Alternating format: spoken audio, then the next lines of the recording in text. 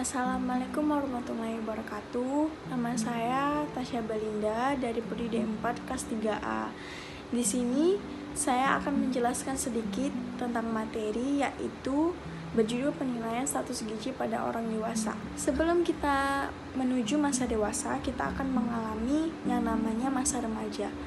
Di masa remaja ini yaitu suatu tahap dari masa kanak-kanak menuju masa dewasa. Menurut WHO, remaja terdiri dari 2 bagian, yaitu remaja awal berusia 10-14 tahun dan remaja akhir di 15-20 tahun. Pada topik pertama, kita akan membahas tentang ciri remaja awal dan remaja akhir. Di dalam ciri remaja awal terdapat ciri fisik, ciri psikometer, dan ciri bahasa. Lalu ada ciri remaja akhir, di mana ciri fisik dan ciri psikometernya perkembangannya menurun dari tahap remaja awal. Pada topik kedua, kita akan membahas perkembangan fisik tiap fase. Di sini kita sudah memasuki masa dewasa.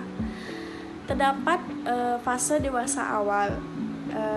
Di fase dewasa awal ini terjadi di usia 18-40 tahun, di mana efisiensi tingkat fisiknya yang tinggi terjadi di 23-27 tahun. Kemampuan reproduktifnya berada di paling tinggi, terutama pada perempuan. Kemudian di fase dewasa awal ini kekuatan tenaga dan motoriknya mencapai masa puncak.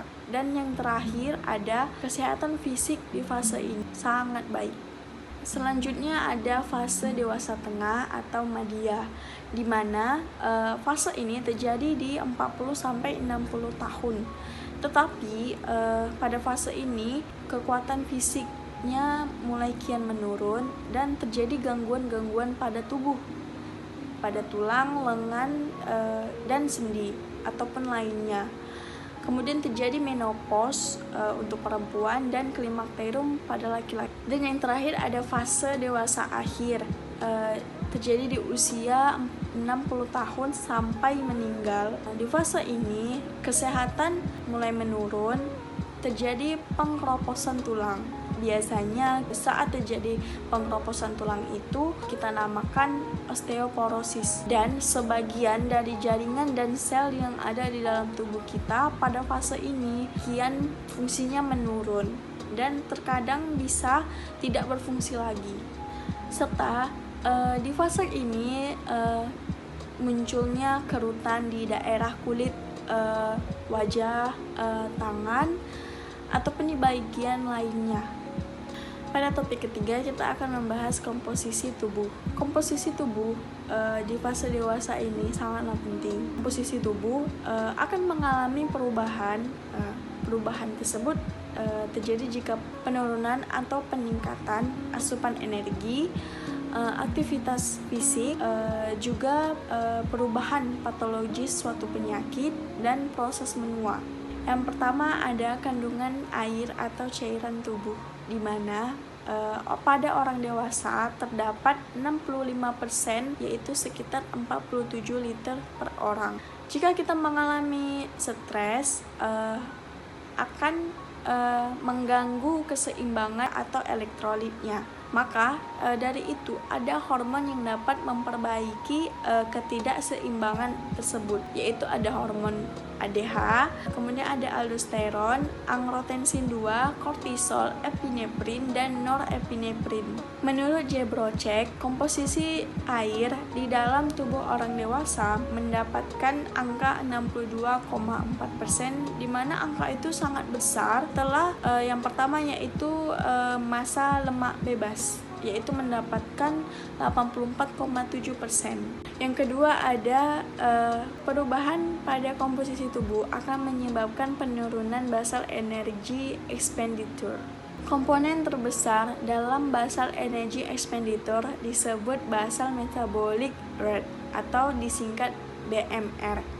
Di mana BMR ini sangat penting karena akan mengukur status gizi pada orang dewasa. Dan BMR ini juga berfungsi untuk mempertahankan kinerja homeostatis. Kita bisa ambil contoh kerja jantung, sintesis protein, pokoknya yang berhubungan dengan metabolisme di dalam tubuh kita. Berbeda dengan masa dewasa di mana kandungan air mendapat angka yang besar, berbeda dengan masa lansia. Di masa ini, komponen lemaknya justru meningkat. Jika komponen lemak meningkat, maka massa otot di dalam tubuh akan menurun. Sekitar 6,3% setiap tahunnya, pria dan wanita mengalami penurunan massa otot, di mana wanita mengalami penurunan massa otot dengan 5 kg dan pria 12 kg. Pada tubuh lansia mengalami yang namanya perubahan komposisi tubuh, antara lain penurunan kebutuhan vitamin E, kemudian meningkatnya kebutuhan protein, menurunnya kepadatan tulang. Biasanya kita sebut dengan osteoporosis, menurunnya massa sel tubuh dan menurunnya cairan di dalam tubuh. Yang keempat, ada parameter pengukuran. Parameter pengukuran ini akan menghitung status gizi pada orang dewasa. Parameternya ada lila, skin fold, lingkar perut, lingkar leher, kemudian rasio lingkar pinggang dan panggul. Kemudian untuk menghitungnya dengan memasukkan angka, kita akan menggunakan rumus IMT. Terdapat kekurangan pada perhitungan IMT, yaitu kadar lemaknya yang tidak akurat. Tetapi IMT sendiri berhubungan dengan patologis penyakit. Kemudian ada parameter obesitas. Di parameter obesitas ini kita akan menggunakan melalui rasio lingkar pinggang dan panggul, dan juga kita akan mengukur tebal lemak bawah kulit. Pengaturan asupan zat gizi berdasarkan berat badan normal. Di sini kita akan menghitung dengan rumus dari Harris-Benedict, yang rumusnya itu berbeda antara pria dewasa dan wanita dewasa. Lalu ada densitas badan, di mana menimbang badan di dalam atau di luar air yang lebih kompleks. Contohnya bak mandi dan kolam renang. Terdapat juga rumus untuk menghitung densitas badan. Dan yang terakhir ada analisis bioelectrical impedance. Di dalam analisis ini menggunakan body composition analysis in body, di mana alat ini berfungsi untuk menimbang berat badan, tinggi badan, massa otot, massa lemak, kemudian menghitung persentase lemak dan juga distribusi lemak abdomen secara rasio lingkar pinggang panggul. Sekian video penjelasan dari saya. Lebih dan kurangnya saya minta maaf. Terima kasih.